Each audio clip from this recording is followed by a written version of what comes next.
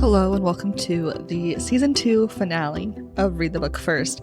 This week we have a combined episode, book and movie, all in one episode. Our friend Charlotte joins me to talk about Aquamarine, the middle grade scholastic chapter book by Alice Hoffman, and to help dive into, the 2006 film adaptation, Aquamarine. In the notes and the chapter marks, I'll include the timestamp, so if you want to skip around, feel free to do that. But as it is the last episode of season 2, we will be making plans for season 3. And if you want to know about these plans, go and follow us on Instagram at Read the Book First Podcast. All the updates will be there. Season 3 is in the works. I'm excited. It's coming soon, so go check out the Instagram. All right, let's get into the episode. Hello, everyone, and welcome back to Read the Book First. Today, Charlotte is joining me so we can talk through the 2001 children's chapter book, Aquamarine, by Alice Hoffman. This book is so short, and I can't remember the last time I read a book that these chapter books, the scholastic 6 chapters. Yeah. Do you remember? I remember I have this the library copy is the movie poster, but the other version is the Blue Mermaid underwater. Yeah, that's the one I have. I have it on Kindle though. Nice. Yeah. That one, I remember seeing that at Scholastic Book Fair, but I was not a mermaid kid growing up, even though I grew up as a swimmer in the ocean. I was a mermaid kid growing up. My stepsisters and my sister and I when we'd be at the pool, the 4 of us, there's the 3 characters in that other TV show, H2O. H2O. Yeah. Yep. I did like that, but I think I liked it more because that one's the Aussie one, right? That's the Australian one. And that's the one, I think I liked it for the Australianness and not necessarily the mermaids of it at all. But I also loved Little Mermaid, the Disney movie. But I don't know, because I think I just had some classmates that were mermaid everything, and I just was less of that. I was more of a Powerpuff Kid at that time. But in 2001, I was in 1st grade. How old were you in 2001? I went, depending on when this book was, what month it was published, I was being born that year. So young. This book is as old as you. That's wild to me. Yeah. That's wild. 23. Anyways. Yep. The book, we can, I guess, get into it. It starts off, setting up the exposition, and it's set at Capri Beach Club. Mm-hmm. And it's, I think, an East Coast beach club, I feel the vibe. Have you read any other Alice Hoffman stuff? No. So she wrote Practical Magic, which... That's something you did a while back, yeah. Yeah. And so I really loved her writing in Practical Magic, and I was a bit shocked about how much her writing style shows up in this one, too, even though it's the vocabulary level of an 8-9-year-old, right? I thought it was pretty impressive, but I really loved the first setting. But the Capri Beach Club is super run down, and it talks about how it's so hot the asphalt is bubbling and everything is overgrown weeds, and the pool is just full of crap. And my first thought was is this a criticizing the global warming situation? It's felt like that for the first 3 pages, but then I was Janessa, you're overthinking that. This is a book for 8-year-olds. But no, but it is giving I felt there was that they did, I don't know, I guess we'll come back to that at the end. Mm-hmm. In the chapter 6 they do when they end up bulldozing the whole thing, they end up being oh, it's gray, and they use gray and silver to talk about Aquamarine when she's out of the pool and chlorinated and stuff like that. So it did feel I don't know, it did feel a little Howard's Endy in that way, but it was written for an 8-year-old. Exactly. So I feel it is there's a lot of jumps that I feel the movie catches on to. Yeah, for sure. So this beach club is just empty. The lifeguards went on strike in July and I have don't not. understand. I've never heard of like lifeguards going on strike. And then they just didn't come back. And the only person working there is this guy, Raymond, who runs the snack shop, but he's leaving for college soon to Miami. And then there's these two 12-year-old girls that come every day to hang out at this just abandoned beach club. We have Haley and Claire, and they're best friends since forever, grown like neighbors growing up. And of course, they're total opposites because two friends have to be the total opposites in these books, right? Yeah. Haley is boisterous and brave, but her parents are divorced. It's complicated. And then Claire is super shy and timid and scared of water and most things. She lives with her grandparents because her parents died in a car accident. Yeah. And though Haley and Claire are like BFFs, something drastic is happening, and that is that Claire has to move to Florida with her grandparents at the end of the summer. And when I was about this age, I had a best friend that was like down the road from me growing up forever, and she also moved, and I'll talk about this during the movie because it was right after that movie came out. So like this part, it's a little silly when it's just like a sentence in the book, but the emotions of like your best friend growing or having to move, when you're at that like preteen age, just devastating. Yeah. I feel like I moved a lot at that preteen stage, and like, I don't know if I ever had a best friend like this, but I always wanted to have like a best friend like this, and I don't know. I do like Haley and Claire's relationship. They seem to be good together. Yeah, they're definitely a cute couple of besties. Grandpa Maury picks him up every day from the Capri Club, and he's an adorable little side character. He always says, "What's up, Susie Q's?" Yeah. And like and I also really like that the reason that they're moving to Florida is that he injured himself, and his wife is like, "All right, I'm done with this, y'all. We're moving somewhere where you can't injure yourself in the ice." So I was like, "That's valid, lady." But yeah, the brittle bones. Them old people at me I was in first grade when you were being born, which is wild. It's like getting towards the end of August here at the beginning of the book, and there's a huge storm, and both the girls are like thinking to themselves separately that something's gonna change, something in the atmosphere, and the club gets even worse because like the water has gone, like the ocean water has flooded into the pool, and there's sea creatures, and a bulldozer's coming this following Saturday, so the girls are freaking out. There's a no swimming sign because of all this crap in the pool. But of course, Haley, who's like, the rule breaker, the rebel, jumps in to see what she can see. And she gets out of the pool and she's super excited. And that's where the chapter ends. And that's like such a drastic chapter cliffhanger. Yeah. But I thought it was fun.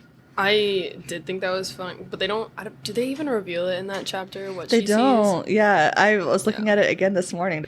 And she I like that she knows that like Claire would always like believe her, and she doesn't like to anyone else. She would have been like you wouldn't believe me. I don't know.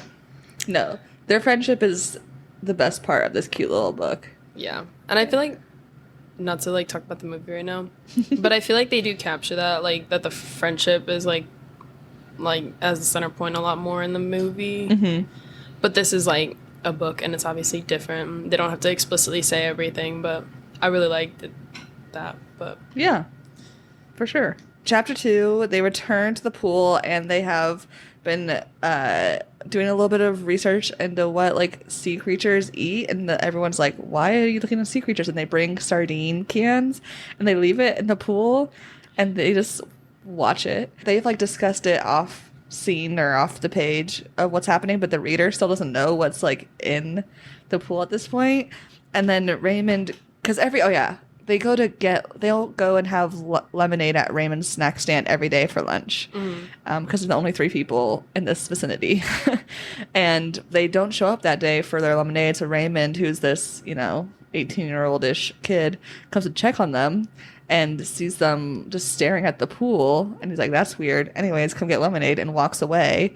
And then suddenly a mermaid appears because of seeing this, handsome 18-year-old. And I thought that was interesting of that's why the mermaid appeared, not for like, the girls' friendship or giving them the mermaid help, which I guess we can talk about the differences again in the movie episode. I also think it's gross they gave herring. I hate herring. And I also thought it was, like on top of the herring, it was marinated. Like, yeah. What did they, like, what were they? It stink. Yep. And I just like, yeah. I mean, they are 12. Yeah. So they just probably saw it in like their grandparents' like emergency back stock, Raymond doesn't notice the mermaid at all, but the girls do. And so we're introduced to the mermaid, whose name is Aquamarine. She has silvery hair, blue nails, and like a turquoise tint to her skin and her deep blue eyes. We find out she is 16 and the youngest of 7, and she's so spoiled and has like no manners and is such a brat immediately and is so like mean to these girls. And that like so surprised me because like mermaids, I think now most time people think of mermaids as like the Little Mermaid Ariel, like sweet Disney version. Yeah. But obviously there's like the mermaids like the sirens and like the creepy Irish selkies. Like mermaids traditionally are like threats. And then for kids, mermaids are just friendly mystical creatures like unicorns and such.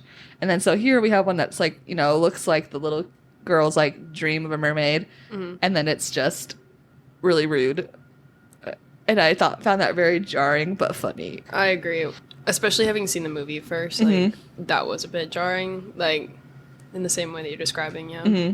The girls realize that the chlorine's like hurting her, and she, even though she eats the herring and stuff, Aquamarine is staring at Raymond as he's walking back to the snack hut, and this is the first human that she's seen, and she's in love with him. She like talks about like he'll never know how much I love him or what I feel about him immediately, which is just, why is that in a children's book? I mean, it's very much princess meets prince instantly in love kind of situation. Yeah. And then also I really like this line. I just reread it this afternoon, which is why I have it written down, but it says, a mermaid in love is far more irrational than a jellyfish and more stubborn than a barnacle. And I just like all the sea creatures were like, yes, the common stubborn as a barnacle, which honestly makes sense.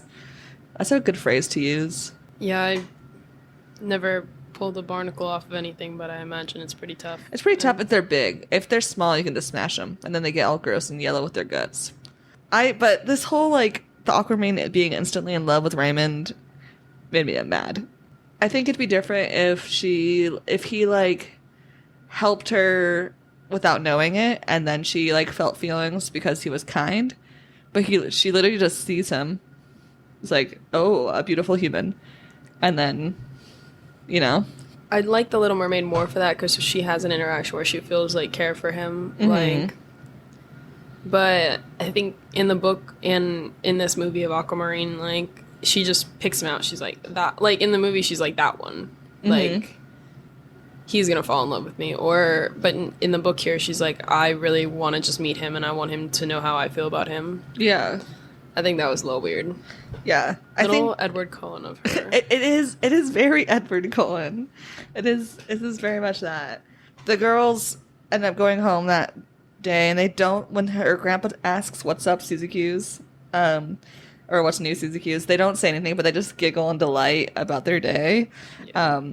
And that afternoon they're doing like research in their encyclopedias about mythical things, and they find out that mermaids dry up after 1 week on land, because of course that is common knowledge about mermaids. And then we also see them dealing with the new neighbors are like inspecting the house, and Claire is like to Haley, she's like, well, you're gonna be best friends with that little girl that's moving in there immediately, aren't you? And Haley's like, no, I'm not. Like, so like there's like, which makes sense, reasonable like potential jealousy about the situation, which I think is appropriate, if not sad. They decide to help Aquamarine because Aquamarine's like refusing to leave the pool until she meets Raymond, and the girls don't want her to die, which is valid. Yeah. And so they decide they create a plan where they tell Raymond that their cousin is in town and wants to have a good time, so they set him up on a blind date. I want to talk about how they say like the cousin part because I wrote a little down from each of the people's dialogue from here. Raymond is like, both of your cousins, like, because they're just friends, right? Yeah. And then Haley says through marriage because Haley's like she's a quick thinker in the moment, and Claire says and divorce. And then Haley goes, anyways, distant cousins. Like, that dialogue killed me. I was listening to that because I listened to it. Yeah. First of all, I want to tell you how I listen. Is I have Audible connected up to this other app that like reads using like an AI of like a celebrity's voice. And right now I had Snoop Dogg reading me this whole thing. No way. And it's just like Snoop Dogg saying, both of your cousins. Just imagine the whole time. I just like, it was... That's great. I didn't know that was a thing. That's awesome. But the through marriage and divorce is just so funny to me. It's funny. They're just kids. Yeah. And like that's something like that kids would do when trying to create a plan. Yeah. Like it's such kid logic. The kid logic with the two girls is like so spot on, especially with the whole date situation, right? Like they're able, like Claire like sews together like shells onto Haley's. They steal Haley's mom's dress because her mom's too busy working to be there too. Poor Haley. Yeah. And so they steal her dress. She sews shells on there. They borrow her grandpa's wheelchair, and then Aquamarine braids their hair. And doesn't she like hear her sister's like song in the ocean or something? Calling for her, and, probably, yeah, and she's like, no, I'm independent and I don't need anything, you know what I mean? Like they're like looking for her, yeah, you know. I think chapter 3 ends with like Aqua's 7 sisters are calling her home or something. Yeah, yeah, Raymond's like dreaming. It's so weird. The middle chunk of this book is weird. Yeah, right, like the beginning I like and the end I like. The middle is just like what. It's yeah. I feel like I really like this story, and I really like how the movie expands on a lot of this stuff, and we get like Cecilia, who's like the epitome of like everyone who's like not really like coming to the club anymore. I don't know. Yeah, I'm excited to watch the movie again. I haven't watched it since pre-pandemic, but I watched it all the time growing up because I had it on DVD. So it was a regular in my rotation. Oh, it was a good one. Yeah. I wonder if I still have it. I'll check later. The next few chapters all take place on the same day, and it is Claire's last full day in this small town. The girls tell Maury, the grandpa, about the mermaid because they need his assistance for their shenanigans, and he totally is like, oh, I've absolutely met a mermaid in Florida. Like, he's just like, absolutely. And I'm like, who knows if that's true or if it's just grandpas being grandpas, you know? Yeah. And either way, I'm like, I love the grandpa. I love him too. He's such a sweetie. I like, though, that he's the grandpa in this book, because in the movie, I think he's just, like, another guy that works there that, like, creeps the girls out. Yeah. And, like, in the movie, he meets Aquamarine alone to give her back, like, a pendant or something like that. And in the book, he's just, like, he's not the creepy guy. Yeah. Interesting. I don't remember that character at all. I don't know. I'm excited. Yeah. Oh, yeah, the date. Yeah, the date. The 12-year-old setting up these essentially almost like an 18-year-old and a 16-year-old at a date. It's a little weird. Yeah. They set up a table and they have fish for dinner because of course they do.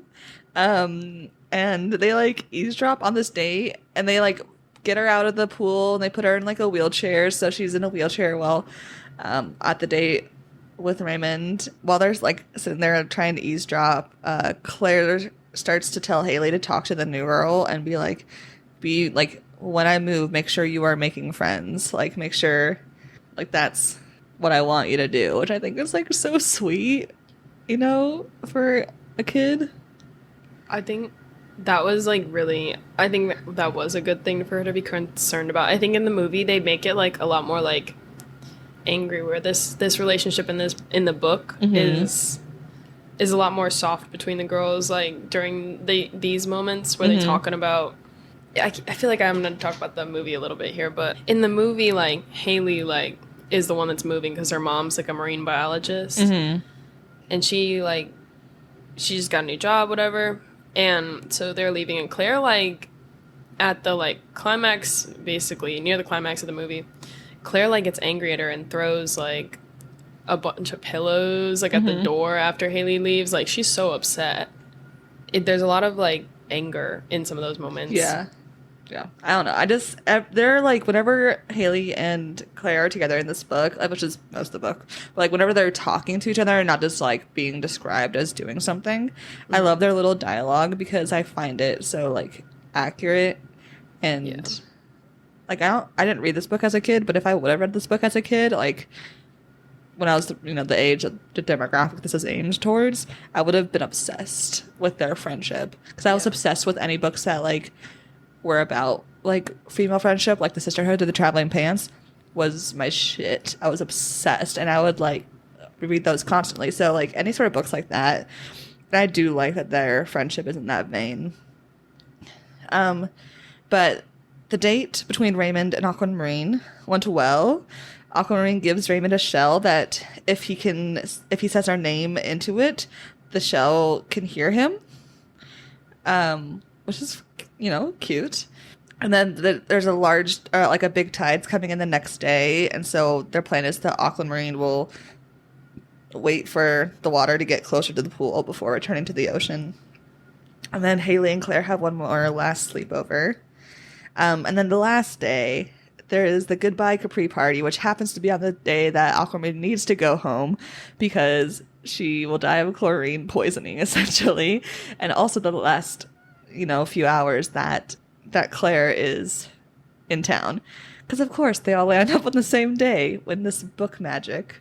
But Aquamarine is, like, wasting away during this party. She's, like, getting super sick. And this is the first time that people are here at the Capri Club all summer. And it's a huge party. And a little boy jumps into a pool. And Raymond jumps in to save him. And when he's in the pool, he sees Aquamarine as a mermaid. But instead of getting freaked out, he's like, oh, I'll help distract the party. Make sure you guys, so here is the act of kindness he gives her.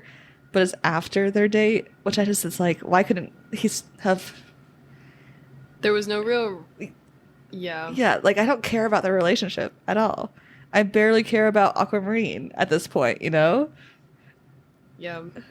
But it's nice that he, like, distracts with Arthur... So he distracts the party, and so Haley and Claire carry Aquamarine to the ocean to save her, which is a huge thing because Claire's afraid of the ocean. So she faces her fear here, and Aquamarine leaves the shell to let to each other so that Haley and Claire can talk to each other on their shells. Their cells, But that was so sweet. And then Claire, like, there's a big Claire moves, and I cried during this part because it's just so sad and so sweet. And that's how like most things wrap up, at least for that week of that summer. And then the last chapter I thought was a cute little chapter. The club is destroyed, and Haley has decided not to take pictures like Claire wants because she doesn't want Claire to see it. She wants her to remember how the club was in her mind. And I found that adorable and so sweet. Claire learns to swim when she's in Florida. She's facing her fears, and she's good at it. And then one day randomly in Florida, which is a very full of people, she just happens to run into Raymond in this state full of people. And he's on the college swim team and has told Claire that he has talked to Aquamarine, and she's living in the nearby ocean. And Claire just thinks about taking a picture of Aquamarine in the ocean to send it to Haley, but decides to just wait because Haley's going to visit next summer. And I thought that was such a cute way to end this weird little book. Yeah. this book, it surprised me for how different it was from the movie, which obviously we'll talk about when we get to the movie part. But it also surprised me how much I felt for Haley and Claire immediately through this book. I think I really felt for like each of them in different ways. Like Haley like watching her friend go, and like Claire kind of like being nervous about being the new kid. Like I felt for both of them a lot, like throughout the whole book on that front. Yeah. As like characters, I think, you know, they start off a little bit like archetypey because like one has to be brave and one has to be shy, you know. But then like they throughout the book, I think even as it's a short book, it's like 100 pages, and the writing is barely a full page, and it's so the font is so big because, you know, it's for children. But like I feel like you really do get to know these characters, and I love that how they want to help each other, and like I think it's realistic their reactions to each other of like being a little bit worried about the new friends and stuff. But the part of the book I did not like, the Aquamarine and Raymond plotline, because I just don't care about Aquamarine. And like that might be because of the movie version of her, where this version of her is nothing. You know what I mean? Yeah, she's just like spoiled. That's like the only thing you get, really. Yeah. And like she ends up being super kind to them after they help her. In the movie, it's very obvious that the Aquamarine of it all is like one last challenge for the girls to, you know, complete together and to bond them. But in the book, it feels less about that. At least I feel. No, I agree with that. I agree. Yeah. I just wish like Raymond was nice to the mermaid before she felt like needed to share his feelings. Yeah. Or like she saw him like helping a kid that fell on the sidewalk. Like something like not necessarily kind to Aquamarine, but just kind in general. Besides just being like, come get lemonade, girls.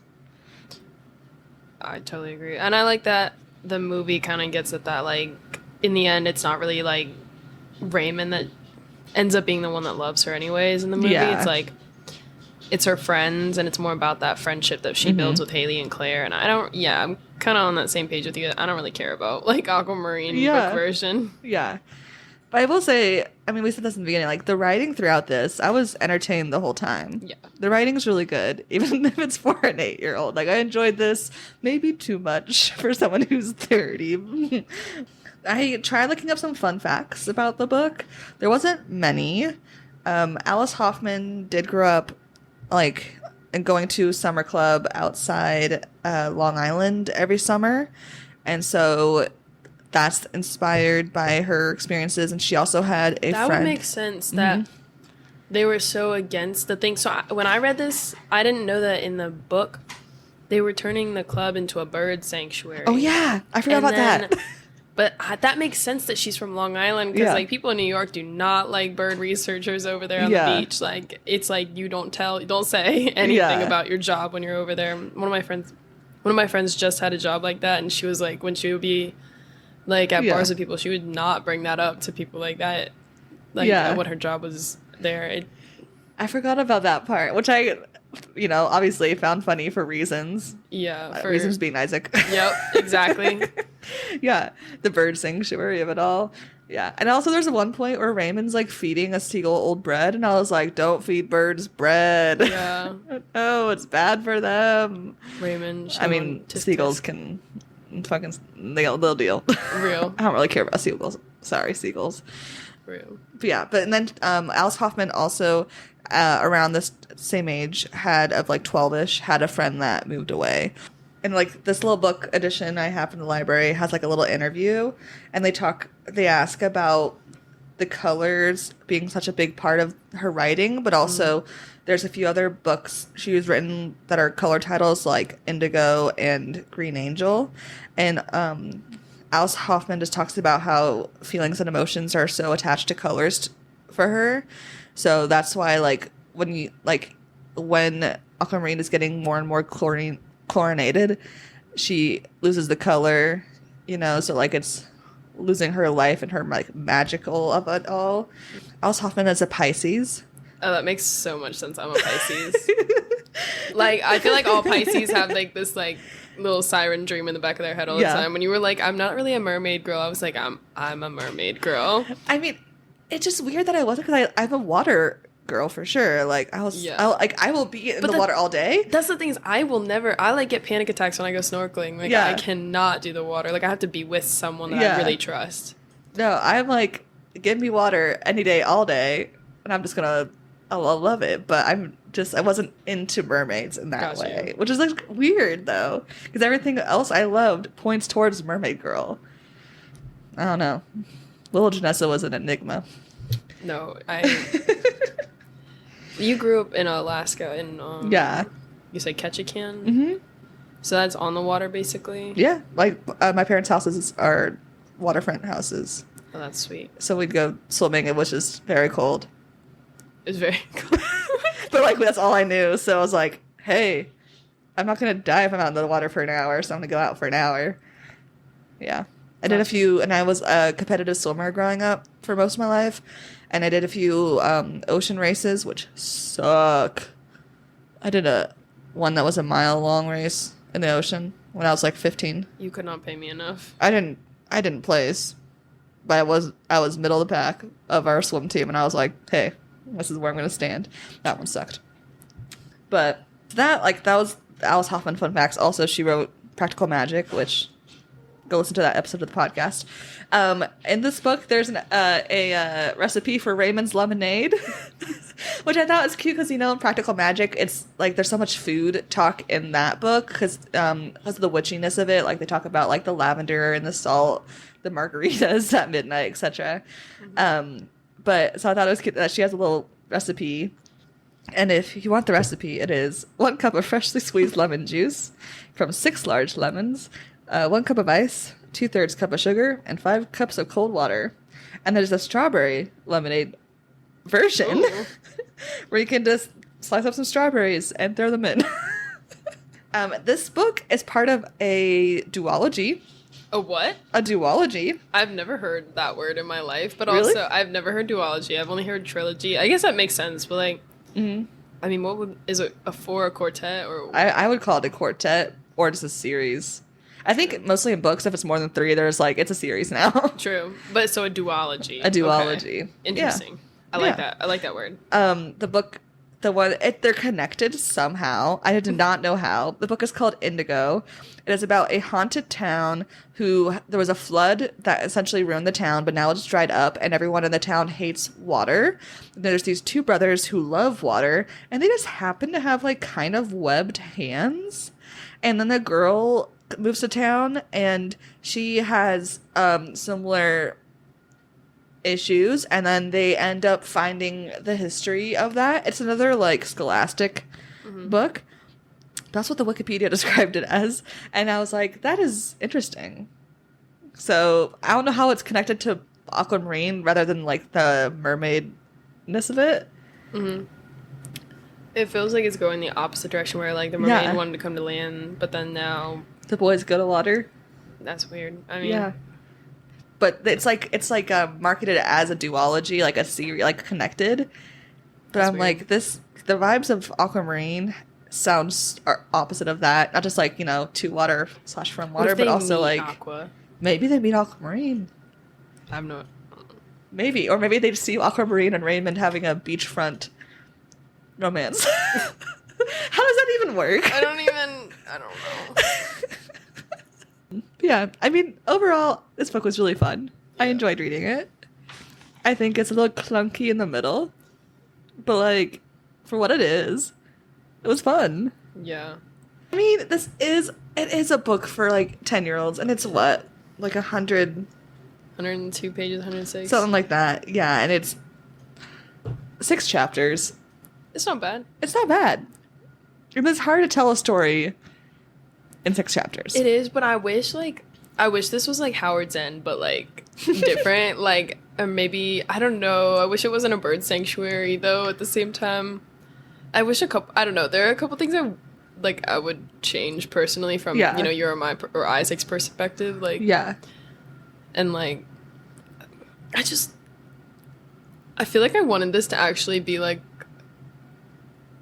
a lot bigger of a book than it was. Yeah. If this was more like of a middle grade novel and less of a young reader's chapter book, Yeah. it would have been better. It needed another 50 pages minimum. Minimum, maybe like 75, 100. Like, Yeah. I Yeah. could even done more. Like, I could have gone like 290, 300 with this. Because But- like the interaction with Aquamarine is what, a day, 2 days? Yeah, it's like 24 hours. What was that? Like, are they sure it's a mermaid? It could have just been like a weird like critter, you know? I don't know. Yeah, that part was disappointing, but again, the writing was good. Haley and Claire are adorable and like Yeah. great examples of friends, and like the ending made me cry. Yeah. Happy cry, to be clear. I like that they are like, we'll save this in our memory and stuff like that. Like, Which I think is pretty deep for like a book yeah. for 9-10-year-olds. And like I also like that, you know, these girls have like some like trauma in their lives and the book just doesn't talk about it, which is like, you know, like Claire's parents died in an accident, Haley's parents are divorced. Part of me is like, why doesn't it affect them more? But I'm like, it's a book for 9-year-olds. Many 9-year-olds like myself was dealing like with similar issues, and we wanted to be seen in books without it being like therapizing us, you know what I mean? Yeah. Like, you know, not that divorcee kids can't have fun, but this book is here to say that divorcee kids can have fun. Yeah. You know, not to like be too silly about it, but I think it focuses more on like their good relationships with like each other, yeah. Claire and Haley, than maybe ones that aren't working out or maybe don't happen anymore because of Claire's situation. I thought it was interesting. This was my first note that I wrote down, but I thought it was interesting that Raymond works at the snack shack in the book and not as a lifeguard, because in the movie it's like, ooh, hot lifeguard, like, Yeah, that's like the like stereotype, right? yeah. The love interest is going to be the hot lifeguard. Yeah, but I like that he reads a lot in the book. He's like always reading 2 books at once, and he has a motorbike though, so he's remains mysterious. Is he Jess from Gilmore Girls? Oh my god, this is a Jess moment. Yeah, Beach Town Jess. Beach Town Jess. Yeah, Because it is the East Coast. It could be Jess after he gets on the Oh, bus yeah? and goes see his dad. Yeah. Yep. Headcanon.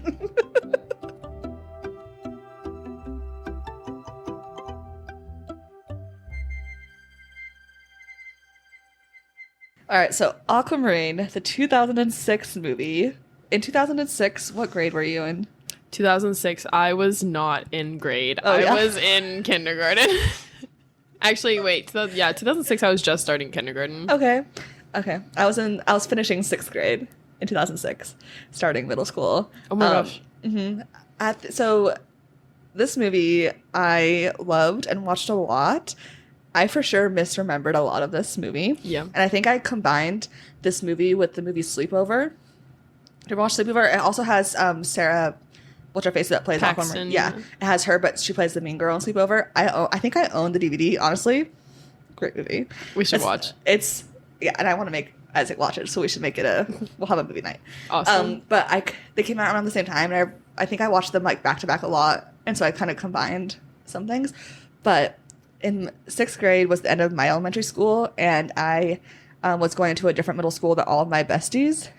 And I remember this movie came out, and like we watched it, and I was like, we literally lived 2 miles from each other, so we still hung out throughout middle school. But it was like my brain was like, it's the end of an era kind of thing. So I think this movie had a big impact on me Yeah. in that arena. I can't believe you were in kindergarten in 2006. Yeah, I think I watched this movie for the first time when my dad was dating this woman, and we went down to Florida with like the woman's like kids and her family and stuff. And this was like right after my parents got divorced, and so we're on the way there in like the van or whatever, and it has like those like pull down movie theater things like in those bougie vans. And so we're on the way to Florida, and we're watching this, and that's when I first watched this was with potential stepsisters. But that did not become my stepsisters, but Yeah. yeah. Florida's a good place to watch this movie, I feel like. I think is the book set in Florida? It's set in Florida. Okay. Well, no. It's not set in Florida. The book is set in New England, and she moves to Florida. Oh, right, the right. movie is set in Florida, and she's moving to Australia. Right. Yeah. Okay. It's good to get that straight. Yes. The movie starts with mermaids singing and underwater. And I was like, oh, this is a good vibe already. This movie is such a summer movie. It is the summer movie. It opens to the beach club. It's called Capri Beach Club, like the book, but it's full of people. It's not run down, whereas in the book, obviously, it's super run down, which that was like, oh, interesting. I forgot, that difference. And it's the last weekend of summer, and it's just like summer vibes, early 2000s. And then we see the lifeguard, and it's the actor who's from Greek. Do you ever watch Greek? I did not. Oh my god, this guy from Greek. I now looking at him, weird choice for this because I don't think he's there's more attractive teeny bopper stars at this time. Yeah. But also I was like, at this time this movie came out, I was watching Greek and I was like, yes, I want to kiss this boy when I was in 5th grade or 6th grade. So he was popular then. For context. I remember seeing him in later Bring It On. He plays the the terrible boyfriend in Bring It On. Yeah. And that's all I remember him from. There are weird things he pops up in, but I don't ever see him on I don't know. I wish I saw him in more stuff, but he is a weird teen to have picked for this movie, I think. Yeah. It's an odd pick. Cuz right now, in this time period, is Gilmore Girls is out, The OC, all these movies with or TV shows with these huge stars, but maybe they spent it all on the female actors, which I think is good. Yes. So it's just summer vibes. They're hanging out at the beach club, and then we see these two girls reading a magazine under a beach umbrella, reading advice from these magazines, and they're taking it so seriously, and I was I was that, because I was their age when this came out, which is wild. Rewatching it, I was just oh boy, this is what me and my friends were doing, and it's so cringy, but also so nostalgic for me. Did you ever read those teeny bopper magazines? It's if you want a boy, I remember specifically the whole look at him, look away thing when I was in middle school, trying to do that, failing. I think I did read a couple magazines when I was early on growing up, but I think I looked up most of that stuff on my phone once I was in middle school and high school. I was how do I get a boy's attention? My day, we had a magazine, not a smartphone. Oh god. I feel suddenly so old, but also it's fine. No, it was just it was the pulling up the wiki how to flirt. Yeah. Also did that once I had access to the internet. Absolutely. Took notes, didn't work. That's all right. But these two girls are analyzing the lifeguard Raymond, and he's not gonna look at this mean girl comes down the road. She's if he flexes his muscle and tosses his hair or whatever. And I was just it is so, it's both so true to that tween early teenager mindset, but also it feels like someone is spoofing it at the same time. This is what my friends and I did, but also we were nerds that didn't date until late high school. Because we were nerds doing this, analyzing someone's movement. Our two main characters are played by JoJo, who, do you know JoJo's music? Get out right now. It's the end of you and me. That's all we can say for copyright. I loved JoJo's music before this movie. Okay. She was, all the cool girls listened to JoJo, in our class. And I was obsessed with her, and she's still performing and stuff. I have a friend who's been to 3 or 4 of her concerts in the last decade, and she's a really talented singer. So don't sleep on JoJo, but also JoJo needs to reclaim her name from JoJo Siwa. Real, right? That dumpster fire, right? But JoJo's a great actress. I think we have Emma Roberts plays the other character, and I think this is her. I didn't look it up, but I'm pretty sure this is her first role. It's very early Emma Roberts. Yeah. Also, I don't think I listened to JoJo growing up other than Get Out. Like, I think this I is missed. mean. No, for sure you missed it because this is like this movie came out when she was big. Really? Yes. Like by the time I was like actually in high school, no more JoJo. Damn. Because she was like I don't remember if she was a Nickelodeon or a Disney person, but she was like, it was like something similar to that, where like once she grew out of that phase, they're like, no more money, you know, like that's what they do with Hannah Montana and etc. Yeah. Right. So it makes sense of why you wouldn't have listened to JoJo because again, you were in kindergarten. Yeah. You know, and that song is a bop, but also a meme. I love these two girls immediately. Like, even though Emma Roberts, her acting is like she's a Nepo baby, her aunt's Julia Roberts, right? But, like, she's not terrible in this because she's playing a cringy tween girl and she does it well. You know what I mean? Later on, like, Scream Queens and stuff, then it gets a little bit... I feel like even there, she plays herself very well. Like, she's like a Nepo baby. She plays like a spoiled brat. Like, she does it well. Yeah. She researched, maybe. I don't know. That's speculation, but still.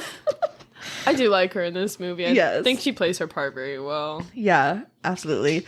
The mean girl, Cecilia, the actress, is in Gilmore Girls. Oh, yeah, because she's like Dean's Dean's wife. Dean's wife, yeah. Yeah. I almost spoiled it for people. It's been out for a long time. True. Also, we don't care about Dean in this household. For real. Who's your favorite? I am a very much Jess person Yes. as long as like if Luke wasn't like marrying her mom, yes, and it wasn't like her like in-law cousin, I would definitely be a Jess person. Absolutely. I'm glad. Yeah. I had the hugest crush on Jess. Yes. Anyways, Jess is the best. Yes. But yeah, the mean girl is the what's her face from Gilmore Girls, which was fun to see.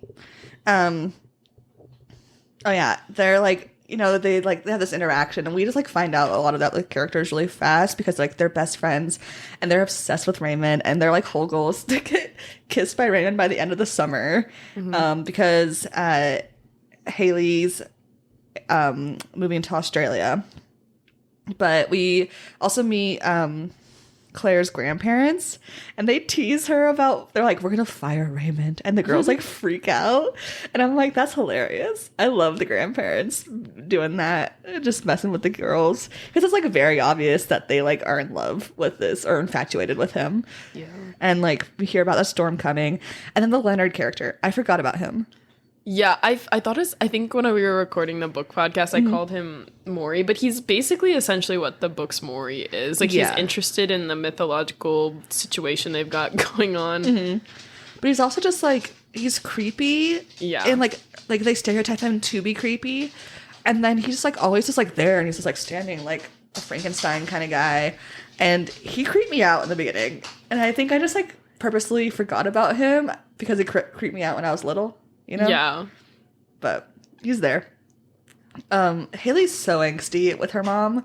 Her mom is like a biologist, got a job in Australia, and like the whole like bit about her mom getting like a special grant and stuff later on, I was like, this is too close to home. I'm a little triggered about talking about biology grants in this movie about girlhood. How dare you? Yeah. Haley and Claire have this like cute little sleepover at the beach house. They're really sad about Haley's moving. Haley does this like cute little prayer to like trying to get a wish of Haley not moving. Is that what they were praying about? I forget. Or do they pray about like Raymond? I can't remember. It's like Haley. She's like, keep us in Babe. I don't even know what's the town they're in. It's like Babrin or something. Babrin or something. Yeah, and she's like, keep us in Babrin, and then Amen. Yeah. Yeah. And of course, like, that's silly. And then Haley turns around and she goes, amen. And I was like, I like that. That's me, where it's like, I don't want to say I believe in ghosts, or I don't believe in ghosts in case there are ghosts and they're like scare me. Like, I want to stay nuanced and neutral because I don't want it to be either way. And I feel like that's very much clear in this moment. She ends up going to get popcorn and saying amen as well. Like, it's cute. And then the lightning strikes right when she does. And then obviously the lights go off, the girls freak out, the grandma comes and gets them and takes them away. And then Claire has a creepy dream. The storm like messes up the club a bit, and so they're like helping the grandparents like clean up the pool area because they're, again, it's the last weekend of the summer. They have a big old party to plan. And then Claire falls into the pool in like the dumbest way possible. Yeah, she's like, is there something in the water? And then she's like standing on the edge of the pool that like they've kind of already marked off, like don't go over near towards. And she's also scared of water too. So like, why is she near? But she a big dummy. Yeah, it's okay because Raymond ends up saving her, and then Claire's like freaking out because she's like she saw something in the water, like a tail of some sort. And like she's trying to tell Haley, she's like, I saw this tail, and Haley's like, you could have been dead, like unconscious for a minute longer, and he would have done mouth to mouth, and you would have gotten a kiss. Like that's like Haley's like, I don't care what you saw, I don't care that you're back, like you're fine, you didn't drown, you could have gotten kissed. I love that that's her priority. It's 13-year-old logic. Real. It's just like they just got all these hormones rushing to their head, and they have one mind, which like no fault of them. And I hope they grow out of it in a healthy way. But it's how teenage girls be sometimes. Yeah. So Claire's like, no, I saw something. So that night they sneak back into the pool with the anchovies, like in the book, which I like. There's like these small details from the book that are like in here. Like even though they change a bit, I liked the little tiny small details. I was like, oh hey, that's from the book. And some fish sticks and like nothing comes to the pool, and then they have gummy worms that they end up spilling, and the gummy worms are what attract the mermaid, which I really like. That was the candy, but it's still like sea themed, except not. Yeah, exactly. It's like, what would a teenager mermaid eat? Gummy worms, because that's what, you know what I mean? Like it's just, I think it's a smart move, and I love when Aquamarine shows up. She goes, "What are you?" She goes, "A mermaid." Like she's like sassy at it, but like understandably, I love Sarah Paxton. This is so good. She is. She's a great actress, and like especially this like time period, she had like Sleepover. We'll watch it because plays a mean girl. Like she's the original or Regina George. Ooh. Like it's good. It is good. It has the girl from Spy Kids in it. But Sarah Paxton as Aquamarine is so cool. The nail changing color. Yeah. Totally forgot about that part. It's so fun. And it like gets back to that blue silver like how like her inner like how she's feeling. Is she feeling chlorinated or dried out? Like I really love that. Yeah. Like all the like you were saying, like the little details from the book. Mm-hmm. Very like this movie was so well done. Yes. I just have nothing but like compliments about this movie. Except for what happens next with that huge ass jump she does in the pool. That is like with physics that can't happen. Wait. Which is like they're in the pool, they're interacting for the first time, and she goes and she does this huge ass jump. The mermaid. Oh yeah, that was weird. That part I was like, that's a lot. That's no, because she's gonna hit the bottom of the pool and have a concussion. You know, there's a no diving sign for a reason. No. Aquamarine doesn't care about rules. Oh my god, real. Which honestly, she doesn't. You might say she's a fish out of water. But no, I agree. This movie is so fun, and deserves more attention from the early movie collection.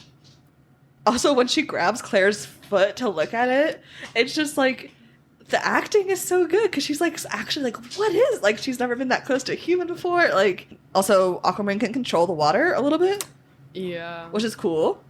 Love a superpower. Oh yeah, she swam away from home to avoid an arranged marriage, which I respect. Another thing I love about this movie, it's reminded me, and also I made that pun a second ago. I love the puns, and I love the like mermaid vocabulary, I guess you could say she has and she uses. It cracks me up. The lore is good. It's very clear that like the writer or like the directors and producers or whoever sat down and like created like its own masterpiece in its own right. Yeah. I just have nothing but except for that mermaid coming out of the water thing. And just like, which is like a very minute thing, but also when you're a little kid, you want to see a mermaid jump 12 feet in the air. Real. Absolutely. But as a 30-year-old watching this, come on, that's not realistic. No. A mermaid wouldn't jump that high. It's a mermaid. Why? I care if it's realistic, you know? But I think it may be because, like, I don't think we get a shot of Aquamarine, like, in her full, like, mermaid form, like, Yeah. seeing it. It has to be worth it Yeah. because she becomes a human so Yeah. quickly. Yeah. So the girls leave for the night. Then the next day they come back. They try to get there early, but they aren't able to. And they're like, she's gonna get discovered. Like, this is, horrible. But she's not in the pool. And then they find her in the snack hut, and she has feet, and she's also naked. And I love just like Aquamarine. She does such a like the writing, and also Sarah Paxton does a great job of like, if you were a mythical being who had never been in the human world but observed it, you would know enough, but also you would have some things like the whole like being naked and not caring part, like because she doesn't have a top at all when she's a mermaid. So like, and also in the ocean, like unless you're a scuba diver, you don't have clothes, right? So like just that like she knows how to act in some ways, but like just like not knowing how to act, but also not giving a shit about messing up. You know what I mean? I love that because that's how it would happen if this, were to happen in real life. So I think that's a smart way to, like, she's not dumb or she's not ditzy, but because she's unaware of customs and like what's appropriate, quote unquote, I liked it. I thought it's fun and it makes for good humor that's not like belittling. You know what I mean? Yeah. I enjoyed that as well. Also the whole, she's like, I have legs and a butt. And then they give her JoJo's dress. Also, JoJo, we forgot to say this. So Claire dresses like a quote normal girly-ish 12-year-old, where JoJo wears all like quote boy clothes and like very tomboy, and like JoJo is so queer coded, right? Yeah. Oh yeah. Just so queer coded. And then JoJo, I mean Haley. But so she's always like keeping herself covered, and I'm like, I'm sure there's some fanfic in the world where she grows up and ends up, figuring all that kind of stuff out. Like, I just can see someone like seeing themselves like in that. Like, I was a tomboy in the way that people called me a tomboy because I didn't care about being dirty, but I was not actually a tomboy. Mm-hmm. You know what I mean? Just society would say that I was, but I was not. But I can like see how girls that did not feel comfortable in being a girl or being girly like saw Haley because she's cool, even if she does have like issues or whatever, she's like able to own it. I don't know, I like that a lot that they did it like in a way that it wasn't in your face, and I thought that was a nice little touch. But they give Aquamarine JoJo's or Haley's shirt, and Aquamarine like magically makes it into a cute little dress, and it's like, do you remember like, I don't know, when like 10 years ago and stuff, they'd be like, here's like 5 ways you can change this shirt, BuzzFeed type things. It reminded me of that. Yeah, because she ends up using the shirt again and tying it differently. Yeah, to make a cute little outfit. And I was just like, yeah. I mean, it's fun to watch, but also, oh my god, that could never. Yeah, could never. But she said that so we find out that Aquamarine can have legs during the day or if she's dry. So it's very much like the H2O, oh no, Emma, not to water situation. Mm-hmm. But she has 3 days to find love or she has to return home. That's the deal she made with her dad. So if she can prove that human love exists, because the whole reason why she's getting arranged marriage is because her dad doesn't believe that love exists. Damn, that like kind of like rubbed me the wrong way when I watched the movie when I was older. I was like, you don't have love for your kid, like, especially with the message of the movie at the end. Yeah, right. It's like, interesting. I think there needs to be some mer therapists going out. Some mer therapists. Yeah, just sit in a big old clam couch. Mer counselor. It's like a manatee or something with glasses. Oh my god, it's like a therapy dog. Emotional support fish, or like a little squid. Oh my god! There's so much Merle lore that they didn't give us. No wait, they actually in that scene where she's like doing in the pool or whatever. Yeah. She ends up calling her like the guy that she doesn't want to marry a squid or something like that. Oh, yeah. So I think it might be a bad term. Oh, like, okay. I apologize. It's oh god, so silly. It's so fun.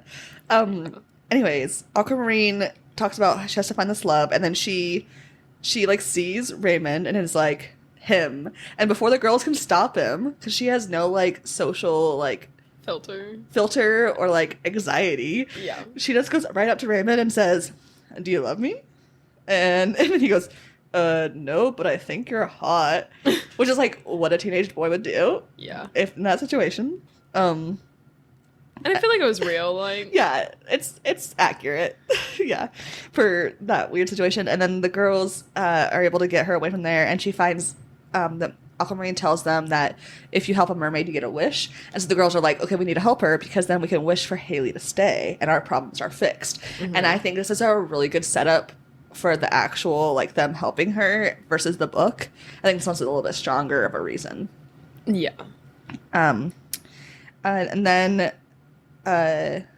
we get a brief little clip of Leonard finding like mermaid bracelet type situation in the pool, and is going like and that's it from Leonard. You're like, okay, what? Which obviously it pays off later, but in the beginning it's like, why is this creepy guy back? Yeah. I think I didn't even notice him finding it in the first time I watched the movie, and I was like, why is he like handing at the end of the movie? Like, I'm like, why is that occurring? Why is he finding this child Jory? Yeah, why is he alone with a child? Like, this is I didn't like any of it. Yeah, Leonard creeps me out.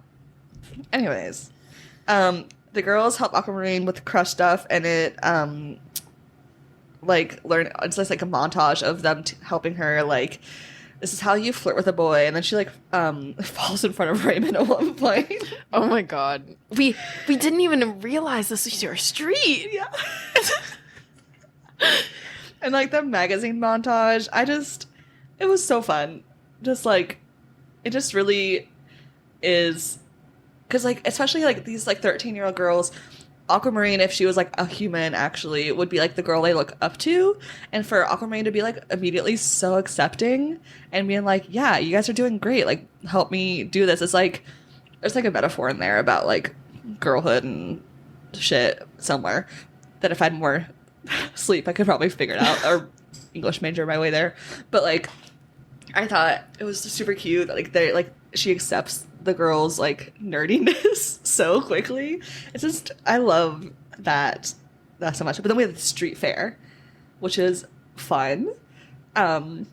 She ends up meeting up with Raymond at the street fair, and they do the paddle boat. But don't forget the fluff and retreat. Yes. Fluff his ego and then walk away. Because I feel like that's something I do as a 23-year-old. No, like, not to be weird. No, yeah. But I feel like I still would like think about like that as like a 23-year-old. I'd be like, I'll say something nice and then I'll leave. And then like at some point it's bound to work. Yeah. But I just think it's funny. I don't know. It's so funny. It's funny though, like, you know, because she has like no inhibitions. Yeah. It's just like so bluntly done. It is so I don't know what she said. I forget. She like, said something about his basketball game, I think. Yeah. It's like, you're good. Bye. Bye. It's like a Sims character almost. You know? That was funny. And then she has the cotton candy, and it's like the scene with the raccoon with the cotton candy, but a human version of it. Yep. It's like, it's gone. And Haley's like, it's Claire. Somebody's like, I actually love to eat cotton candy from far away. The obvious coaching from the 13-year-old girls. Every time they're around like Raymond and Aquamarine, they end up like being like, oh, hi, as if they didn't know that they were there the whole time. Right? When they go in the paddle boat, I was so anxious that she was going to get wet and turn into a mermaid. Like, There's in my no way head, she didn't. In my head, I knew she didn't because I've seen this movie so many times. I know, but like, she definitely did. Like, the actress definitely did. Absolutely. Like, there's water inside those paddle boats. Oh, yeah. By the feet. Yeah. I don't know. Anyways, the sun is setting, and of course, she turns back into a mermaid at night, so she has to leave. And it's like this intense, like, paddle, paddle, paddle, and she like crawls over other paddleboarders, not getting wet somehow. Weird. And they're able to, she's able to stay in a water tower. And that's like where she like hangs out because it's private and no one can find her up there. Mm-hmm. Like the whole fair situation and the later parts of the water tower, I totally forgot. Like there's parts of this movie where I know every single word that's said in the scene. And then parts of this movie I was like, this happens? What? Which is this weird how like memories like that work. I like remember like certain bits. Maybe I think it's one of those movies that we put on like late at night at sleepovers when we were falling asleep. And I think that's why. It's like I woke up to the parts I liked a lot, you know? Yeah, real. Then they go to Tampa to go shopping. Yeah. Oh, because Haley's got $400 saved up. Yes. What 13-year-old has $400 saved? None of them. No. Unless you're like, what's that movie with that kid who's like going to get 2 dogs for hunting? And that's like the only kid I can think that ever saved up more than $100 at that age. That just like, as an adult, I'm like, I want $400 to go shopping. Anyways, they go shopping. I love it. I love a shopping montage scene. Oh, yeah. Where they're trying on different outfits and like half of them are dumb and hilarious. I love it. I also love, like, I think you were saying earlier, like, Sarah Paxton. Aquamarine is, like, the girl they look up to. Mm-hmm. And I like that in that montage, there's, like, that part where she goes and says hello really loud. Like, she's like, hello! And then she immediately follows with, why go through life unnoticed? Yeah. Like, I'm like, there are, like, little, like, words of wisdom that she'd be dropping. Mm-hmm. Yeah. I wish I was more like Aquamarine. Just no anxiety. Would be real nice. And also the mermaid. Real. Pretty cool. Or the mood ring fingernails. Oh, yeah. That's but then you'd have to put jellyfish twice a day on your scales. I mean, if I could talk to water animals, I'd be okay with that. True. That'd be really scary, though.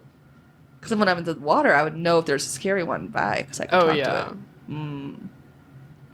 Is it like the situation in Hitchhiker's Guide where you have the little like thing that can go in your ear and like you can understand? Yeah. Oh wait, mermaids speak every language known to man. Oh wait, is it just known to man or is it like all of Animal Kingdom? I guess. Huh. I'm very curious about Mermaids are superheroes. Crazy. Superman could never. Real. Yeah. They're going shopping. We get the starfish earrings. Which give the best compliments, which I love. And then no wonder Aquamarine is so like completely herself is because she's constantly hyped up by these starfish, which I love. Which I also find funny because starfish are like certain species of starfish are very invasive, so I'm like they wouldn't be hyping it up. They'd be mean girls if anything.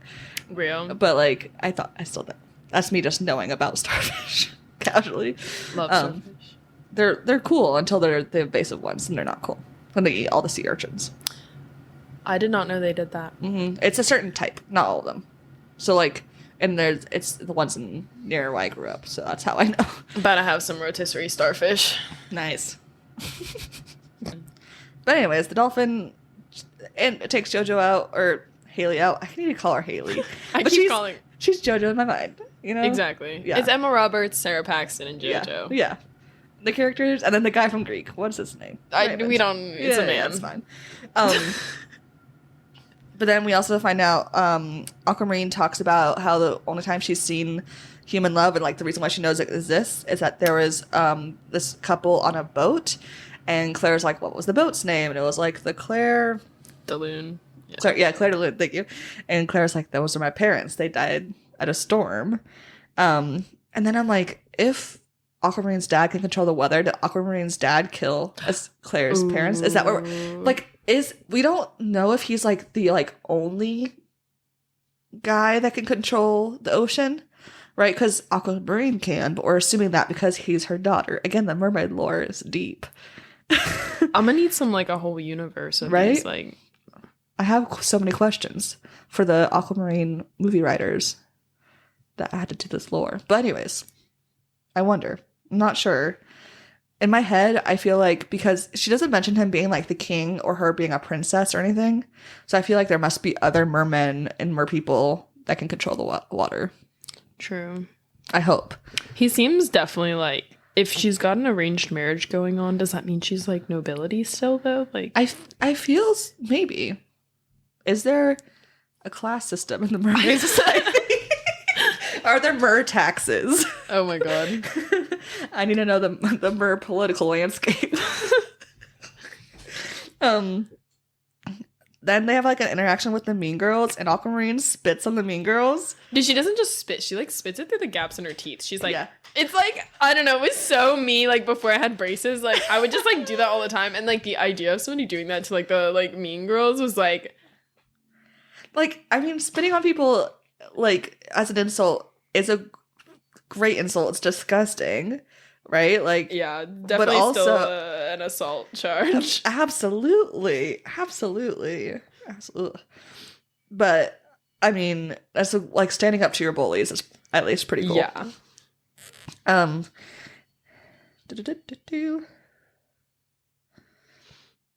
Oh yeah, because they the Mean Girls, like, they're like, Oh, it's the whole thing with Raymond, right? Like, they're like, Raymond's trying to meet her at this point, right? yeah. He's just invited Aqua to the last splash, and Yeah. then Cecilia was like, "Yeah, but she ditched you on the paddle boat for Yeah. her boyfriend." Because Aquamarine doesn't say yes explicitly. Like, she's just excited that he's asking her, right? Like, there's like some like ambiguity with the reaction, which is why Raymond's like, I guess, like, yeah, it's Aquamarine wants to go back to the ocean. That's why, because she thinks that Raymond is ditching her because of what the Mean Girls said. Oh yeah, That's she's what crying happened. by the ocean. Yeah, and then because we have this part because This Haley, is my favorite part of the movie. yeah, it's so good. It like I'm crying like every time I watch this movie during this part. absolutely same.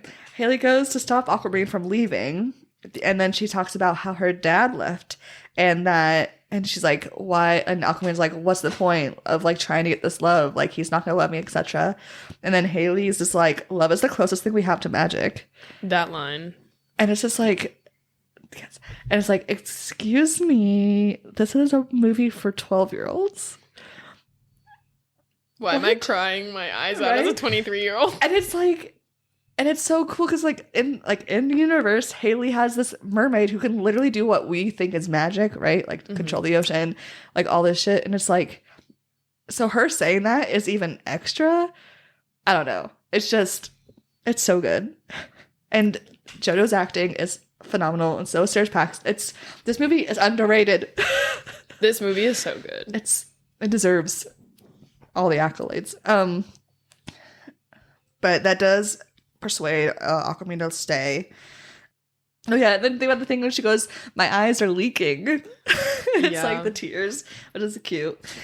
Claire goes to because Claire goes to Raymond at this big old party that Cecilia's having, Oh my like this gosh, yeah. big high school like / college party. And Claire almost gets thrown in the pool by a dude because Cecilia's like, she wants to go in the pool, and Raymond stops them. And also, like, the guy who's gonna throw Claire in the pool, if a girl is saying no, then don't do it. It's just ugh, that part was gross, but at least Raymond saved her. Yeah. And so Raymond's like, okay, I don't even feel like Raymond saved her in like that scene. Like, I don't know. When I went back and watched it, I was like, it's literally just the fact that she's kicking this man in the back and like hitting him in the back. I feel like that stopped. I was kind of frustrated with Raymond during that scene, I thought. he wasn't as like, hey, don't do that. I think he like says it, but I don't think he like physically stops the guy. Which I wish he would have gotten up knowing Claire. Like, Yeah. I don't know. I thought he was kind of a dickbag in that scene. Yeah. And then he like leaves the party because he's bad about his friends being dicks. Which I'm like, cool, bare minimum, bud. Get new friends. But and then we cut to Aquamarine in the bathtub eating fish food ice cream. Iconic. And I will say, I have never, at this point in my life, had never had Ben and Jerry's growing up. And I remember, because there was that little convenience store like half a mile from my house. And I remember after my friend and I watched this, the friend I was talking about at the beginning of the pod, we walked to the convenience store and I saw the fish food ice cream and I bought it because Aquamarine bought it. And it's my favorite Ben and Jerry's to this day. But like, it cracked me up. It's like that scene from Mean Girls where she goes, I saw Regina wear like camo pants, and then I bought camo pants. It's like Aquamarine had that like effect on me. I was like, she eats fish food, I eat fish food. That, like, when I dyed my hair blue at first, like, that was definitely my inspiration. She's the cool girl that everyone wanted to be when you were younger. Absolutely. Yeah. Absolutely. And I love that she's like, it's fun that the girls are like, well, when the boys are mean to you or mess up or hurt your feelings, you can, for a moment, eat ice cream and be mad about your feelings, but then you keep going. And I was like, it was like cute the way that they're teaching her lessons as well as, you know, it's equal parts. It's not just, you know, one-sided teaching lessons. I thought that was nice. But Raymond shows up randomly when they're when she's in the bathtub, and then to like hide her mermaid tail, Haley jumps in the pool in the water and has her feet out, and it just like looks so bad. And she crosses them as soon as Raymond comes in. Just casual. Just casual. Also, that bathtub is so nice, and I wish I had a big bathtub like that. So one of my life goals is to get a nice bathtub. But Raymond asks Aquamarine out to the last splash, which is just cute. So the girls help Aquamarine get dressed up for the last splash, and she goes on a date with Raymond at the restaurant. And the girls, since Claire and Haley have like studied everything about Raymond over the last few years, they know that his favorite song, of course, is Weezer's "Island in the Sun." I thought that was so funny in the beginning of the movie, because also I was in kindergarten, so I had no idea who the fuck Weezer was. Yeah, of course not. Yeah. I specifically remember in 5th grade, in PE, do you remember how you had those like little like carts where you sat on your butt and your feet in front of you and you like had handles on the side? Wait, like the little like flat they're like scooter? wiggle cart. Yeah, they're flat, but like to get them to move, you have to go back like side to side on the handles. I'll look up a picture and show you. Yes. But I remember it was like a free day of gym where you could choose like 4 or 5 activities. And I remember, and we played music, and I remember Weezer's Beverly Hills was playing. Oh my God. I specifically remember scooting along with me and my friends singing this song, which is that's funny. Yeah. But also, like, Island in the Sun by Weezer is a solid choice for like a frat dude, right? In 2005, it could have been Nickelback. I feel like it also helped because Aquamarine's learning to dance, and she's like having like an issue. I don't even. And like it's like a casual, like the beat, it's a good dancing beat. But can you imagine if his favorite song was like, I don't know, Photograph or like Linkin Park? Because that's like also what dudes were listening to at that point, like dudes, whatever that means. But that's not gonna be played at a beach party. That's not gonna be dancing music. So it makes sense. And also, it was probably affordable at that point. But it's a great... Also, Isaac watching this, he loves Weezer. Oh. So... Makes a lot of sense. Yeah, he enjoyed that part. And the dancing is cute. It's just a cute little date scene. Oh my God, I forgot that is it right before the dancing that she has like her salt water, like in the book, like she has a glass of salt water and he has a glass of regular water, and then he makes his salt to try it too. I will say, when they're on the actual date, Raymond is like trying to like impress her, but like in like not dumb ways. Like I'll have salt water too, like this is your custom, I'll do it too, which is like weird because like what human drinks salt water? None. You know what I mean? Like, but it's just dumb and cute. I liked that bit's good. The Haley and Claire stop Cecilia. They stand up against their bullies for Aquamarine, which sets off Cecilia, which I forgot about her whole plot line. And that's like a bit that like rewatching this, I was like, this happens. Because like she's not only popular, but her dad's the weatherman. Oh, her dad makes the big bucks on the TV. I know. I feel like she's supposed to symbolize like class. Yeah. But I don't. Do weathermen get paid that? Like, I have no idea. Like when people talk about people on TV, weathermen are not like, unless you're like on the Today Show or whatever. Yeah. Like unless you're Al Roker, which is a personality, like, you know, a TV personality, money. Weatherman, I don't know. They got health insurance. That's pretty great. Yeah. I guess yeah. I don't know. But you're right, in the movie, it's like she's like the rich person and like famous in this town or whatever. Like she has the power of the town. Raymond and Aquamarine kiss. And And then Aquamarine leaves because it's almost sundown, and she has to leave. And then we have this bit where Raymond's sitting there watching the fireworks and just being like, she should be here. Like, just like head over heels, but also like sad, which like understandable. Yeah. But Cecilia follows Aquamarine to the water tower and sees her, sees the girls leave her in the water tower. Then we have a scene where Leonard's researching mermaids. And it's like randomly back to that. Yeah, like it's just the Leonard bits are odd. I think they're just I don't know. That's like one of two, maybe three things that I would change in the movie is like not make the creepy guy the one that the girls befriend. Yeah. Like what they could have done is just like had like in the book where the grandpa is more part of it, they could just like make the grandpa, because grandpas be telling stories that no one believes all the time. Yeah. For jokes, for entertainment reasons, right? Just have the grandpa talking about this one time he saw a mermaid in a storm. Say it once. That's it. Yeah. They could have gotten the same effect. Yeah. But like I think they wanted a bigger villain. But I feel like I don't know. Yeah. That's a weird choice. It is. But Leonard's scene and yeah. We finally have Haley seeing how hard her mom has worked for the grant and all the biology stuff. And she has like this moment of being like, shit, I've been a bitch to my mom, which like it happens when you're a teenager, but also like it's also understandable, like not wanting to move to a different continent, right? Like it's not like she's moving to a different state. She's moving to Australia, which is wild. It's a lot to comprehend, so understandable. But that means Haley has decided that she's not going to use the wish to stay because she doesn't want to stop her mom's like life's work, right? Yeah. And I think that's kind of, I know we're not really talking about the book just yet, but like it kind of reminds me of at the end of the book when they're like, oh, I'm just going to save this for, when Haley gets here, and I'm not going to take a picture because it's not better than our memory or whatever.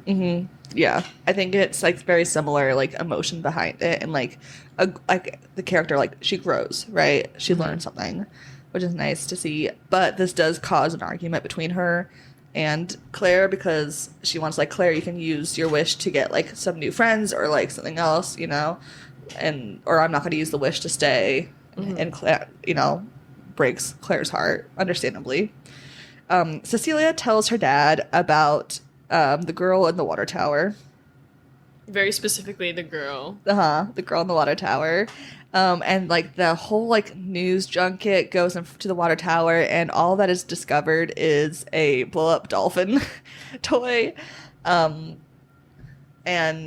Cecilia's dad is just like incredibly embarrassed, but like it was so like it's hard to watch because like it's like one, like don't be rude to your daughter on TV, like the local news. I don't know, it's weird. Like, there's in my head, I remembered her just trying to discover her by herself. I did not remember the whole news junket part of it. That's like part I just didn't remember at all. So rewatching this, I was like, this is a weird turn on it. Yeah. I think I felt bad for her. Yeah. Like in this scene, and like probably one of the last scenes where even her friends are like treating her like she's crazy. Yeah, her friends ditch her. They steal her car. Yeah. Which maybe it's all karma. Yeah. But what did you say? Sorry. It is Florida. So what about Florida? Sorry. Just wild things happen in Florida. They do. That's true. These are some Florida women. Yeah. For better and for worse. I kind of felt bad for her. I for sure felt bad for Cecilia, and like it'd be different if this like helped change her mind on the whole situation, but it doesn't. Yeah.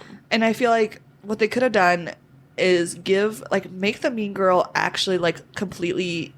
I don't want a nuanced mean girl in this movie. Like that's not where we're taking away from, right? Like instead of like the power being split between the mean girl and her dad to discover, just have the mean girl discover it, and she probably has a flip phone that has a camera because they're rich. right? Yeah. And be like, make that the drama, and then they could like resolve it in a different way. You know what I mean? Yeah. I hear you. I just feel like the dad embarrassing Cecilia is not enough conflict resolution between the protagonists and her, right? Because like, Yeah. but it's all right. I think her maintaining her evilness throughout this scene and the next few like also drives the plot later. Yeah. But I don't love it, yeah. Yeah. Then we find out that Leonard saves Aquamarine before they got there, so he takes her in and houses her in his shed, which is creepy. But she gives him a wish because he helped a mermaid, and he like longingly looks out at like the cook of the beach club. And like they did have an interaction at the very, very beginning of the movie, because I went back and was like, why is it suddenly this cook a part of this, you know? Yeah. And I went back and like there is an interaction where like the cook ignores Leonard, and Leonard's like trying to like be casually chatting with her, but it's just like it's such like a throwaway device. Yeah. I really think they could have just thrown him away. Yeah, Like, they didn't need to create that character. yeah, just make the grandpa say 3 things. What's new, Susie Q's? Right? That's it. You know? This one time when I was in my teens, I saw a mermaid during a storm. The end. Bingo. I drowned almost, and a mermaid saved me. That's all I have to say. That's all, you know? But whatever. Aquamarine meets Raymond on the pier like they had planned. And this is like the big like scene, like if he loves her, she can, you know, doesn't have to get married. But if he doesn't, she has to go back. Like that's like, you know, this is the big moment. And Raymond appropriately, thankfully, says that he doesn't love her, but he like loves the like getting to know her and like he really likes her. But this does start a storm because it's the deal with that she had with her dad. And Cecilia shows up and pushes Aquamarine into the whirlpool. And she's like getting like taken back to her dad via the whirlpool, and Claire and Haley jump in. Because they've been watching naturally with the little binocular thing. Yeah, like which like is silly, but also they've been stalking Raymond since the beginning of the movie. Yeah. So it's not out of the blue. Not at no, least. yeah. Not out of the blue, it's into the blue. Oh, nice. But the girls save her from getting taken away, and it's because they like shout during the storm. It's because like they don't want her to leave because like they love her, and that like settles the Aquamarine's dad's issues. But big plot point, like Claire gets in the water because she's Yes. like, I love Aqua. Like, Yeah. so sweet. It's like more than her fear of water, because her parents died in a boat wreck in the movie version. So like, which makes more sense to why she doesn't like water than in the book, where it's just a car crash. She's just scared of everything. Yeah. You know what I mean? It makes more sense. But the fact that the girls loving her satisfies the deal, which means if we go back to the beginning, when the dad doesn't believe in love, and like if it was romantic love, that's fine. You know what I mean? But when we have a platonic love saving Aquamarine and satisfying the deal, and then makes the dad look like a dick, like just... Plus, he's been yelling at her on the shell phone. Yeah, oh yeah. We forgot about the shell phone. Oh my god. The shell phone. It's literally a seashell, and you can just like... The ocean can hear you, or you can hear the ocean and it can hear you back. The shell phone is so good. It really is, because I feel like it has more of a, like, we didn't have the dad in the old one. She just used it to say, like, you can communicate with me, or yeah. Was it like, it wasn't, it was like you can hear each other, like if you had matching one or something like that. yeah, but in this one he's like, it like rattles in the movie. He's like, it sounds like a angry like Charlie Brown like parent, like wah, wah, wah. Yeah. The mermaid speaking. Yup. They save Aquamarine, and then the girls are swimming back to shore. And this is where Claire has that moment where she's like, let's just float a while, right? And it's such a good way for them to wrap up Claire's anxieties about life. Yeah. I really like that. It reminded me of something that I did recently. Mm-hmm. I, like, I'm not afraid of water. I wouldn't say that like I have a phobia or anything, but it definitely like gives me anxiety. And like when I go like snorkeling, I have to have like someone I trust right there with me. Yeah. And like I just like sometimes I'll like hyperventilate a lot. Yeah. And so when I was like swimming out there to the buoy and back, I was like on my way out back, I was like floating for a minute because I was like hyperventilating the whole way there and back. So I'm like not only doing exercise, but like overcompensating for the anxiety. Yeah. And like when she was floating back, I was like, that's me, except the reason I started floating back is because I literally couldn't go anymore. You needed a breath, take a deep breath. Take a breather. Yeah. I love just floating in the water, but I grew up as a swimmer. So. Yeah, I did not. I grew up in Nova, so I was very disconnected from nature in Northern Virginia. Yeah. Understandable. I love just floating. Aquamarine goes back to the pier to talk to Raymond, and she's like full out like mermaid form, and like her hair just happens to be like covering like her boobs. I think that started a whole generation of women wanting to have their hair that long just to cover their boobs. Absolutely. The Aquamarine moment. Absolutely. I mean, I'm just like, this movie is just like there's so many like this movie is obviously like a queer awakening for so many people. Oh yeah. And it's just like this part 2 specifically, everyone's like, yes. And they kiss, and Aquamarine decides to go back, but she like will come and visit and such. She has to send the wedding gifts back. Yeah. Leonard ends up in a couple with the like chef lady, and she's happy.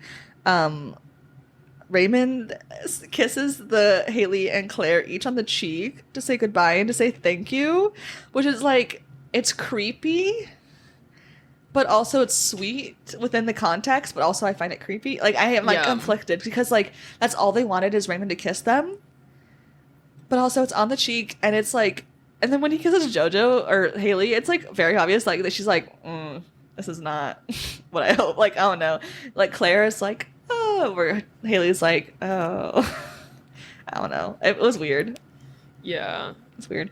But that's how he thanks them for all, for everything with Aquamarine. And then they say their goodbye. And I cried.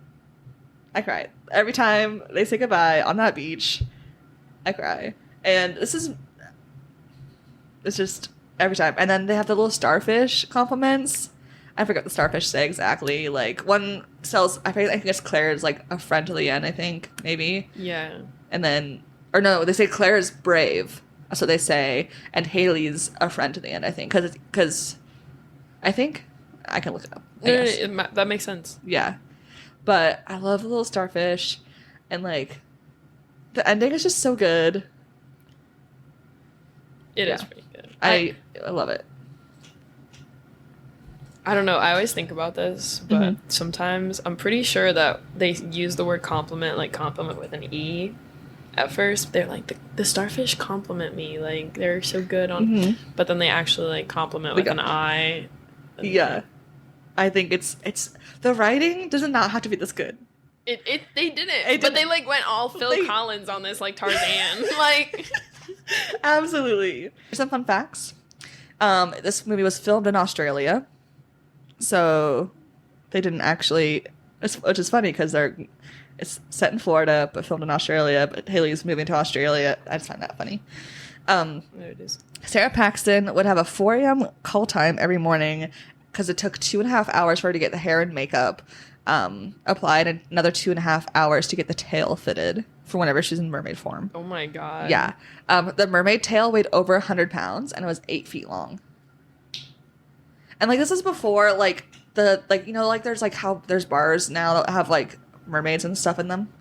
Like there's like one in Montana that's really famous. And like, there's aquariums now, but those tails are not as heavy because it's technology and like special effects has gotten better, but still the person who does the special effects on the tails and created tails also did special effects for fish tails, H2O, and Mako Mermaids, which I don't know what Mako Mermaids is. It's a branch off of H2O. It's okay. like H2O, same tail, same sort of thing, but Gotcha. it's like Netflix version. Okay. Sarah Paxton did a month of intensive swimming lessons to play Aquamarine, which understandable if it's 100 pounds. Hell yeah. Yeah. The scene where the girls are looking at the magazines at the beginning, they actually have it's a printed magazine, it's like a real life magazine that has an interview with JoJo in it. Oh my god. Yeah. I'm looking at which ones were actually funny. This is based off a book, the Fish Food. Oh, the main character, Cecilia's name is Cecilia, based off the mythical creature. I'm gonna say this wrong. Cecilia, but it's Cecaelia, which is what Ursula is.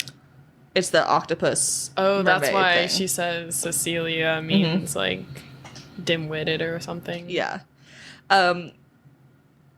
Do you know who was originally going to be Aquamarine before Sarah Paxton? This is a wild choice. Is it someone I know? Yes. I mean, like, think early aughts icons. Fashion girly. I don't know. Jessica Simpson. Jessica Simpson? But she was too old. They decided at last minute. That makes sense. Yeah. I think this movie, it should be a classic. It should be in the tween movie Hall of Fames. Yeah.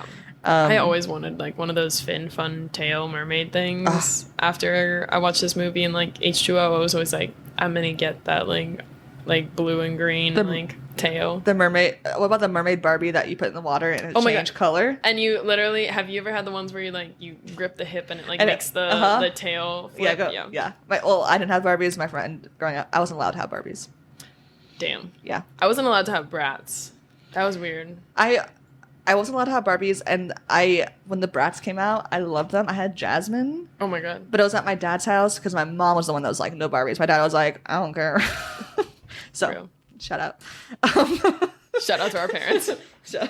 But I think the female actors in this movie, top notch. They did a great job. Nepo babies and all. I think the writing, super clever. I think I don't love the actor who plays Raymond. He did a fine job. I just think they could have found a better love interest, per se. But also, like, he doesn't really matter in the movie, which is why I love it. I love that Raymond is treated like most female characters are treated in movies. You know what I mean? Oh my god, it's like passing. Yes, like, it's like not passing the anti-Bechdel test. Yeah, like, this movie is just female gaze. By that I mean like early teenagehood gaze. Yeah. With a Z, but also with a YS. It was fun. Like the Leonard parts, like we've talked, could have been changed. Yeah, I feel like the three things I have, like, it's the mermaid coming up out of the water in the pool. Yeah. Leonard, I wish was just different and everything. Mm-hmm.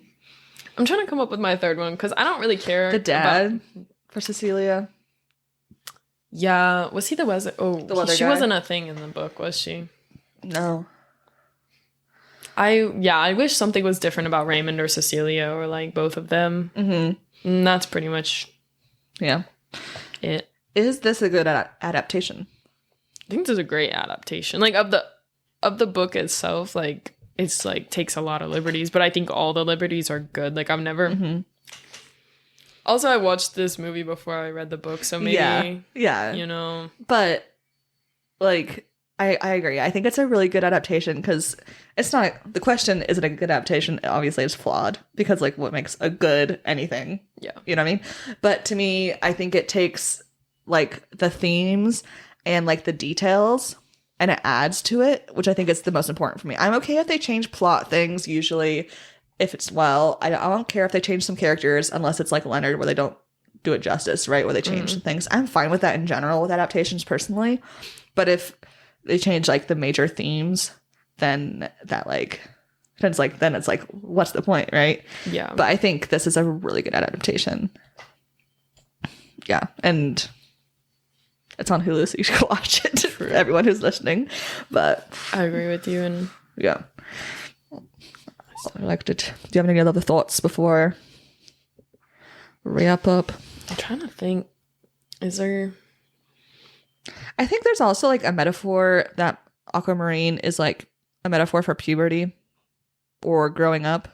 Maybe. Like the actual like the person of Aquamarine, because like it's all the things that the girls are scared of, is that she wants spotlight, is that like she actually can interact with boys successfully, and like just the way she interacts with the world. I think there is something there if you wanted to like really look into it, but you don't have to, which is what I like. Yeah. You know, this movie, I think it's fun at face value, but if you wanted to, you could dive deeper. She's definitely, like you said, like the person we all wanted to be as we grew up. Everyone wanted to be a mermaid. Like, yeah, in the pool at the hotel, let's play mermaids. Oh, yeah. Absolutely. Thank you guys so much for listening to this season of Read the Book First. From all of us here at Read the Book First, it's just me, a one-woman show. Just me, Janessa, host, producer, editor. Thank you so much for listening. It's truly been such a fun project these last 2 seasons. This last year, it's officially been over a year since I started the podcast, which is so exciting, and I've had so much fun reading these books and talking to folks online. But most importantly, thank you to all my friends who I've convinced to read books with me and record our conversations. I have enjoyed this project so much, and it's the most fun to do this with my friends. During our break between seasons, I will be posting fun reels and behind the scene bits on my Instagram. So please go follow us on Instagram at Read the Book First Podcast to get those behind the scenes bits. I also want your guys' input and information. Follow us so that you can tell me what you like and what you don't, and how I can make this podcast the best listening experience, as well as content-wise, just all around. Thank you for everyone who has downloaded, who has rated us 5 stars, who have shared this podcast with their friends. It's been a wonderful year, and I'm so excited for season 3, you guys. It's gonna be fun. I am excited. I've already started recording season 3. Oh my god, it's gonna be fun. I just want you to remember to read the book first.